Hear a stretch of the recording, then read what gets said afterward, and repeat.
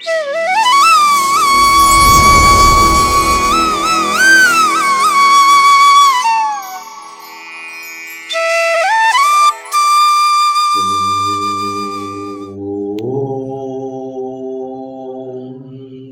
సమర్థ సద్గురు సాయినాథ్ మహారాజ్ की జై.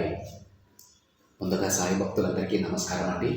వీడియో చూస్తున్న ప్రతి ఒక్కరిపైన ఆ సాయినాథుని ఆశీస్సులు ఉండాలని, బాబా గారి భక్తులందరూ ఎప్పుడూ కూడా ఆనందంగా సంతోషంగా వారి జీవితాన్ని గడపాలని మనస్ఫూర్తిగా కోరుకుంటూ ఈ వీడియో స్టార్ట్ చేస్తున్నాను ఫ్రెండ్స్. ఈరోజు ఈ గురువారం రోజున, ప్రత్యేకంగా ఈ గురువారం రోజున బాబా గారు మనందరికీ కూడా మరొక చక్కటి సందేశాన్ని తీసుకొచ్చారు ఫ్రెండ్స్.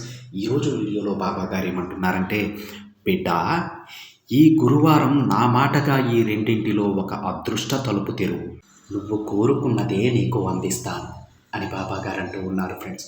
అయితే ప్రతి ఒక్కరూ కూడా మనసులో బాబా గారిని స్మరిస్తూ మీకు తీరని కోరిక ఏదైనా ఉంటే ఆ కోరిక తీరాలని చెప్పి బాబా గారు చూపించేటువంటి ఈ 2 ద్వారాలలో ఒక ద్వారాన్ని ఎంచుకోండి ఫ్రెండ్స్.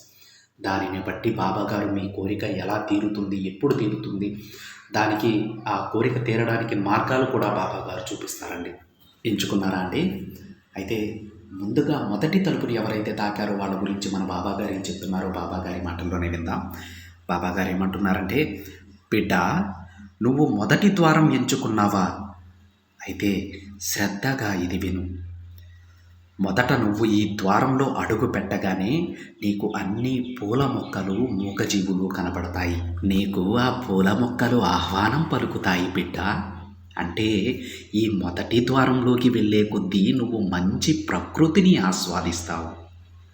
అలా నువ్వు వెళుతూ ఉన్న కొద్దీ నీకు ఒక నదీ ప్రవాహం కనబడుతుంది. అందులో నీ పాదస్పర్శ తాకగానే నువ్వు ఇప్పటి వరకు చేసిన పాపాలు, పూర్వజన్మ కర్మలు, దోషాలు అన్నీ కూడా ఆ నదిలో కొట్టుకుపోతాయి. నువ్వు ఈ ద్వారాన్ని ఎంచుకుని చాలా మంచి పని చేశావు బిడ్డ. ఇక నువ్వు అనుకున్నవన్నీ జరిగే సమయం కూడా ఆసన్నమైంది. ఇప్పుడు నీ జీవితంలో నువ్వు ఏదైతే కోరుకుంటున్నావో, దేనికోసమైతే ఆరాటపడుతున్నావో అవన్నీ నువ్వు నదిలో అడుగు పెట్టగానే నీ దగ్గరకు రావడానికి సిద్ధమయ్యాయి బిడ్డ. మొదటి ద్వారం ఎంచుకున్న నా బిడ్డకి ఎంతో ఓపిక ఉంది.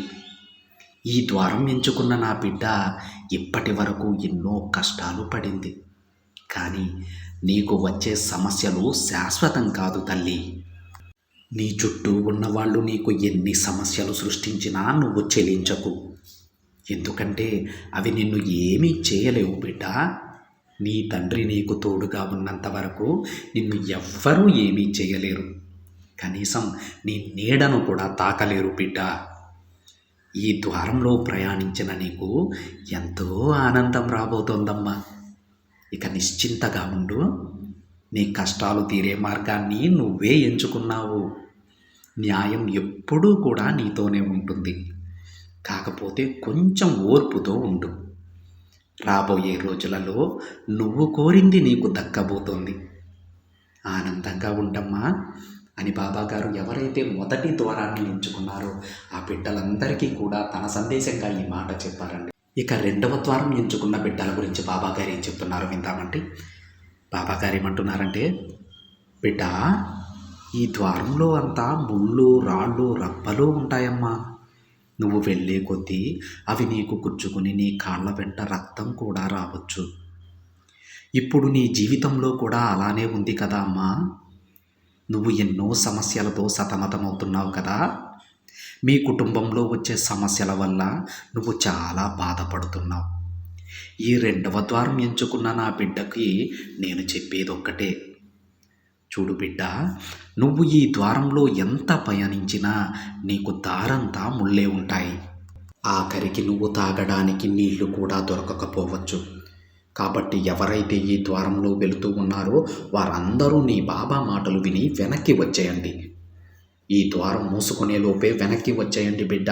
ఎందుకంటే ఒక్కసారి ఈ ద్వారం మూసుకుపోతే తిరిగి తెరుచుకోవడం చాలా కష్టమమ్మా. నా బిడ్డలు ఎవరైతే నేను చెప్పినట్లు బయటికి వచ్చేస్తారో వాళ్ళు చాలా అదృష్టవంతులు. నువ్వు ఈ 2వ ద్వారం పట్టుకున్నావు కదా, ఇది కూడా నా లీలలే. నేను చెప్పినట్టే నువ్వు చేశావు. అలాంటి నీ సమస్యలన్నీ తీర్చే బాధ్యత కూడా నాదే బిడ్డ.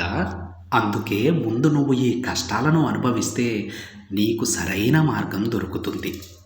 కాబట్టి ఏదైనా చేసే ముందు బాగా ఆలోచించి చెయ్యి. నీకు ఎలాంటి సమస్య వచ్చినా సరే నీ బాబా మీద భారం వేసేయి. ఇక ఎలాంటి పొరపాట్లు జరగకుండా నేను చూస్తాను. నువ్వు జాగ్రత్తగా ఉండమ్మా. నీ తండ్రిని నేను నీకు తోడుగా ఉన్నాను.